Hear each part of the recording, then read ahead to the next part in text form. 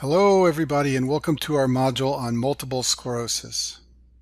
Multiple sclerosis is an autoimmune disorder in which there is demyelination of central neurons, and because it involves the central and not peripheral neurons, it tends to affect the brain and the spinal cord. In multiple sclerosis, T cells, which are lymphocytes, react to myelin antigens, causing the autoimmune condition, and there is loss of oligodendrocytes. And remember, the oligodendrocytes are the cells of the central nervous system that produce myelin. Multiple sclerosis affects women more often than men, and the age group when the symptoms usually develop is in the 20s to 40s. Your risk of getting multiple sclerosis is related to the distance that you live from the equator. The prevalence is higher the further away you are from the equator. So if you look at this map, patients that live in North America way up here are more likely to get multiple sclerosis than patients that live right on the equator down in South America. No one knows exactly why this is the case, but it's believed that it may have to do with sunlight and vitamin D levels. So patients who live near the equator live in warm climates, they go outside a lot, and they're exposed to lots of sunlight, and they have high vitamin D levels for that reason. And these patients tend to have a lower risk. Patients up in the north live in colder climates, and they get less sunlight and have lower vitamin D levels, and it's thought that that may be why they have more multiple sclerosis. You can divide multiple sclerosis into subtypes based on the pattern of the symptoms. And the most common form is relapsing remitting. This accounts for about 80 to 90% of cases at symptom onset. So if you look at the top right side of the screen, this is what the trends of symptoms over time look like for a patient who has relapsing remitting multiple sclerosis. They will develop an initial onset of symptoms, but those symptoms will resolve. Then they'll have another bout of symptoms and then another bout of symptoms. Between episodes, they can go back to normal, but they don't always go back to normal. And often over time, this causes a steady worsening of the disease. And so this is called relapsing remitting. It's episodic acute worsening of symptoms followed by partial or complete recovery. The second subtype of multiple sclerosis is called secondary progressive. These patients begin with a relapsing remitting course, but then they develop a gradually worsening course of disease. So that looks like what I've shown on the screen here. Initially, they have an episode similar to patients with relapsing remitting, but then they begin to have symptoms that just steadily worsen over time, sometimes followed by episodes of acute worsening, and this is called a secondary progressive course. And then finally, the third subtype is primary progressive. These patients do not begin with relapsing remitting episodes, they just begin with a steady worsening of disease. It can plateau over time, or they can have an episode of acute worsening that improves. But the point is they do not begin with a relapsing remitting pattern. They begin with a steadily worsening form of disease. A clinically isolated syndrome is a term used to describe the first episode of multiple sclerosis that occurs in a patient with no history of prior multiple sclerosis symptoms. Now, multiple sclerosis can cause any neurologic symptom of the brain or spinal cord. However, there are a couple of classic presentations of the first episode of MS, the clinically isolated syndromes, and you should know these for your boards. And these are shown here on this slide, and we'll go through them one at a time. Optic neuritis is inflammation of the optic nerve. The optic nerve is highly myelinated, so it's a classic target for a person with new onset multiple sclerosis.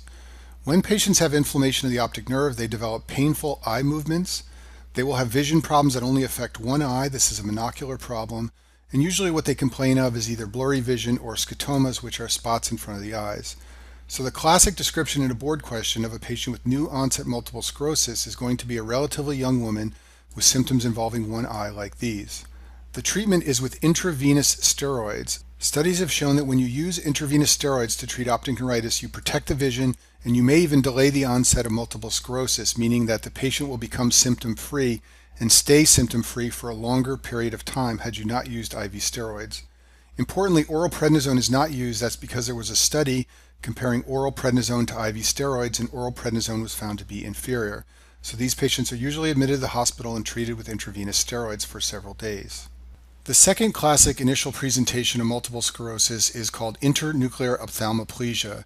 This is an eye movement disorder caused by lesions of the medial longitudinal fasciculus.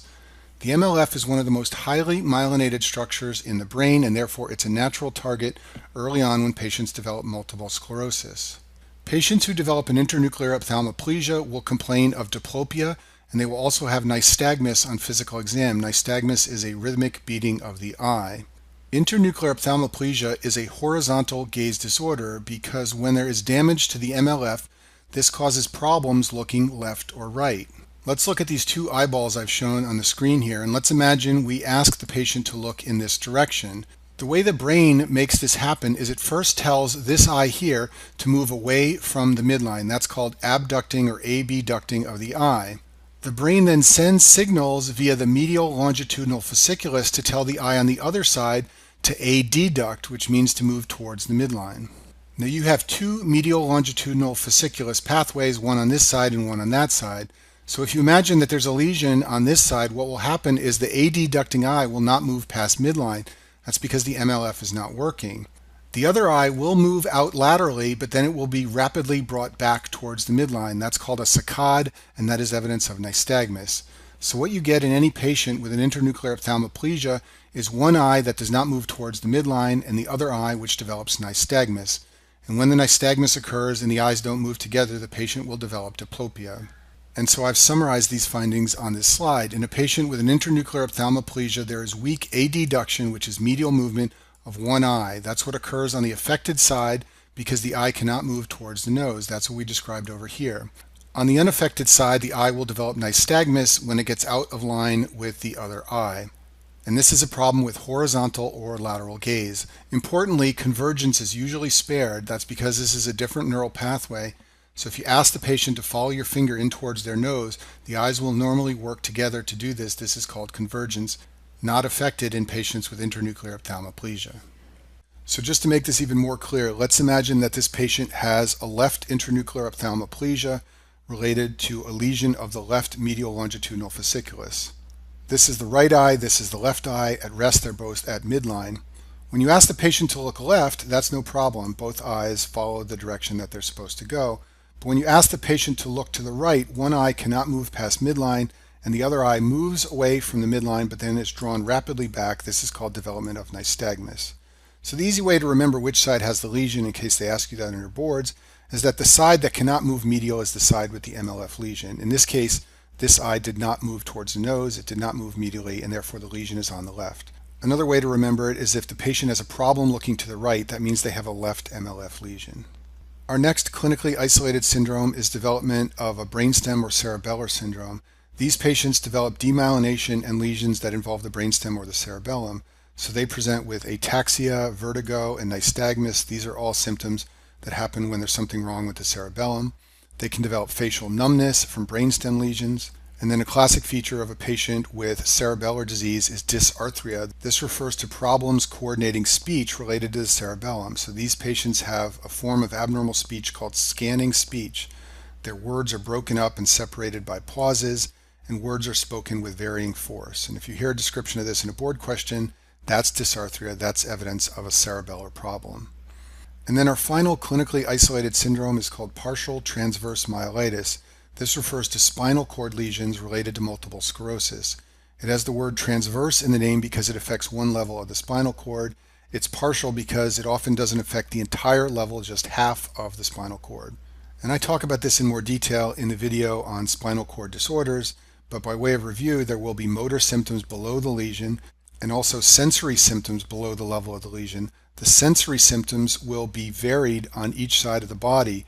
On the ipsilateral side, the side where there is a lesion, patients will lose vibration and proprioception.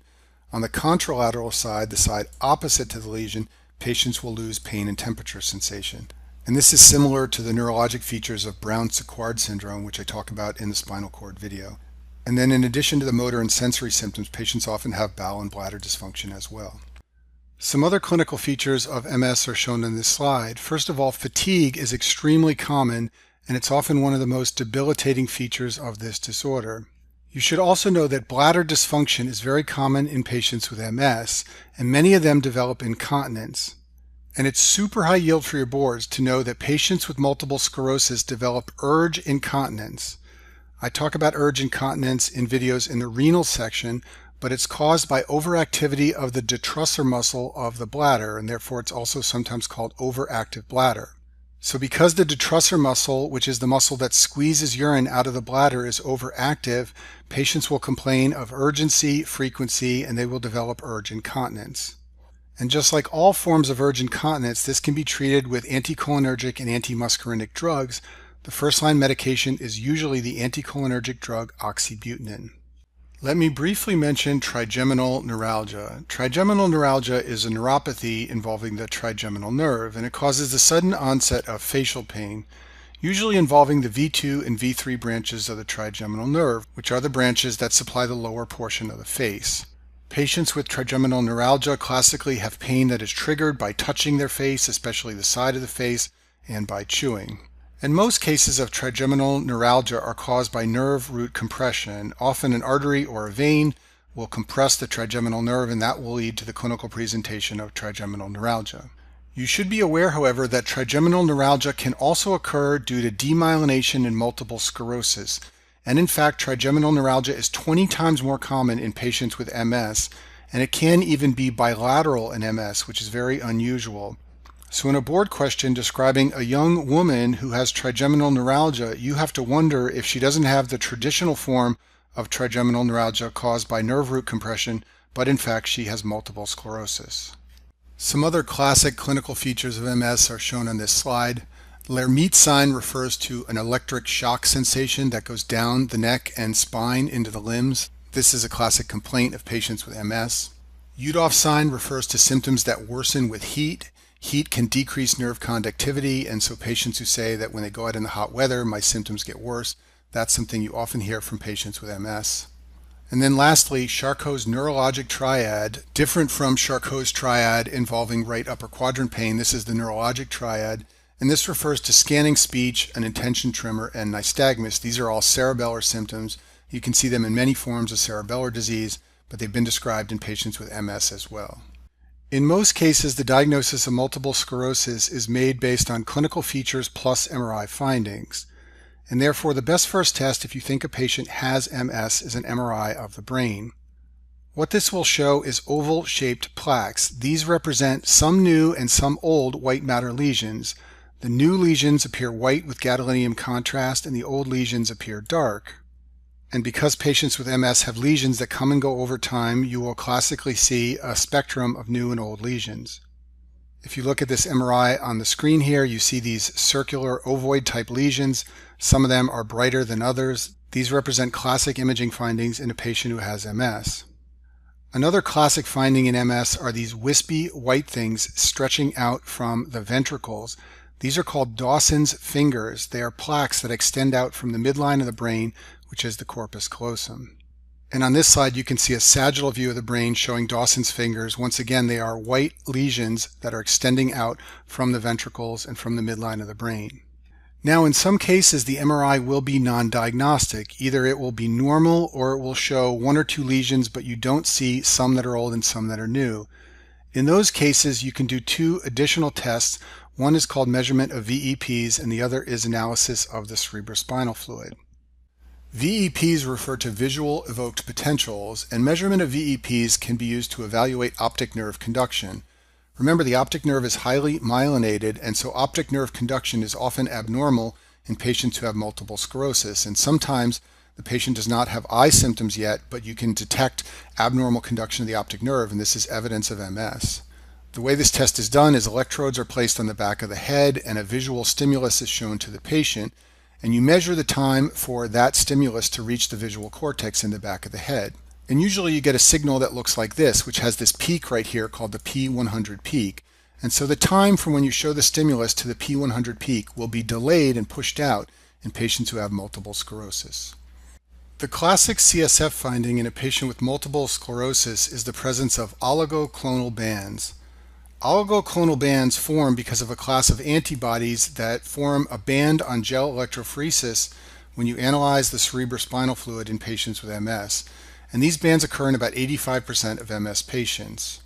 If you look at the side of the screen, these are the results of gel electrophoresis of the CSF from a normal patient and a patient with MS.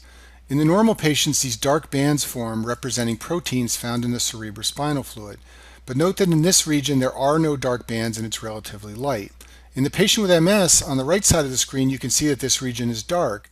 That's because those antibodies are in the CSF, causing the formation of these so-called oligoclonal bands right here. In addition to oligoclonal bands, patients with MS tend to have higher levels of CSF IgG antibodies. Therefore, when you're trying to make a diagnosis of multiple sclerosis, you can say a patient has a positive CSF if they have both the presence of oligoclonal bands and a high IgG level. This is suggestive of the diagnosis of multiple sclerosis, and this can be very helpful, especially if the MRI is negative. The treatment of multiple sclerosis is very complex, but we'll go through some of the highlights that you should know for the Step 2 and the Step 3 exam. The first thing to know is that acute exacerbations are always treated with intravenous corticosteroids. This has been shown to speed the patient's recovery, in other words, speed them getting back to normal in that relapsing remitting course, but they've not been shown to alter the long-term prognosis. There are lots of drugs that are used in the long-term treatment of multiple sclerosis to improve prognosis. I'll go over just a couple in this video, and I'm going to focus on the ones that are used to treat the relapsing remitting form of MS, which is the most common form. The first drug is interferon beta. Interferon beta is a cytokine. It inhibits T cell function, and patients take it by subcutaneous injection like shown in this picture on the screen. And it has few major side effects other than irritation at the site of the injection. Glatiramer is a mixture of polymers made of 4 different amino acids, and these polymers are very similar to myelin basic protein, which is found on neurons and is a target of T cells in MS. So what happens when you give a patient glatiramer is the T cells bind the drug instead of binding myelin basic protein on neurons, and that helps improve symptoms and prognosis in patients with MS. Just like interferon beta, glatiramer is given as a subcutaneous injection, and it also has few major side effects. Natalizumab is an antibody. Any drug that ends in mab is going to be an antibody. And in the case of natalizumab, the antibody is directed against the alpha-4 subunit of integrin molecules. Integrin molecules are expressed by lymphocytes, and they allow the lymphocytes to adhere to the vascular endothelium so they can migrate into the brain and cause multiple sclerosis. So by administering this antibody, you block the migration of lymphocytes into brain tissue. It's administered as an infusion. Patients have to go to an infusion center at regular intervals to receive this drug. And its most important adverse effect, and the one that you definitely want to know for your boards, is that when patients are given this drug, they become immunocompromised, and this puts them at risk for progressive multifocal leukoencephalopathy, or PML. PML is a nervous system disorder that normally is seen in patients with late-stage HIV, but patients who are administered natalizumab can get this as well. PML is caused by reactivation of the JC virus, and many of us have been exposed to the JC virus and it's latent in our body. So in any patient who is going to receive natalizumab, you have to send a blood test to look for antibodies to the JC virus. If antibodies are present, that means this person has been exposed to the JC virus and may have the virus lying dormant in their brain, and if you administer natalizumab, that patient can get PML because the risk of PML is much higher in patients who have anti-JC virus antibodies. Super high yield to remember that you have to check for JC virus antibodies in any patient who you are going to administer natalizumab. So I'll finish with this slide summarizing the treatment of MS. Always remember that acute exacerbations are treated with intravenous corticosteroids, usually methylprednisolone. The relapsing remitting subtype, which is the most common subtype of MS, is treated with interferon, glatiramer, and natalizumab. And then finally, there are many other drugs that I won't go through in this video. These are used in refractory cases. They're also used in some of the less common subtypes of MS like primary progressive. And that concludes our video on multiple sclerosis.